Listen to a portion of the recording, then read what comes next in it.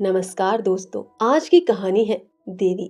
रात भीग चुकी थी। मैं बरामदे में खड़ा था। सामने अमीनूद दौला पार्क नींद में डूबा खड़ा था। सिर्फ एक औरत एक तकियादार बेंच पर बैठी हुई थी। पार्क के बाहर सड़क के किनारे एक फकीर खड़ा राहगीरों को दुआएं दे रहा था। खुदा और रसूल का वास्ता, राम और भगवान का वास्ता, इस अंधे पर रहम करो। सड़क पर मोटरों और सवारियों का तांता बंद हो चुका था। इक्के दुक्के आदमी नजर आ जाते थे। फकीर की आवाज, जो पहले नकार खाने में तूती की आवाज थी, अब खुले मैदान की बुलंद पुकार हो रही थी। एकाएक वह औरत उठी और इधर उधर चौकन्नी आंखों से देखकर फकीर के हाथ में कुछ रख दिया और फिर बहुत धीमे से कुछ कहकर एक तरफ चली गई। फकीर के हाथ में कागज का टुकड़ा नजर आया, जिसे वह बार बार मल रहा था। क्या उस औरत ने यह कागज दिया है?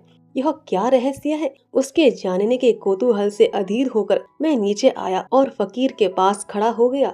मेरी आहट पाते ही फकीर ने उस कागज के पुर्जे को 2 उंगलियों से दबाकर मुझे दिखाया और पूछा, बाबा देखो यह क्या चीज है? मैंने देखा, 10 रुपए का नोट था। बोला, 10 रुपए का नोट है?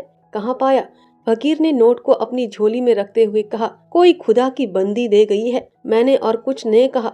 उस औरत की तरफ दौड़ा, जो अब अंधेरे में बस एक सपना बनकर रह गई थी। वह कई गलियों में होती हुई एक टूटे फूटे गिरे पड़े मकान के दरवाजे पर रुकी, ताला खोला और अंदर चली गई। रात को कुछ पूछना ठीक न समझकर मैं लौट आया।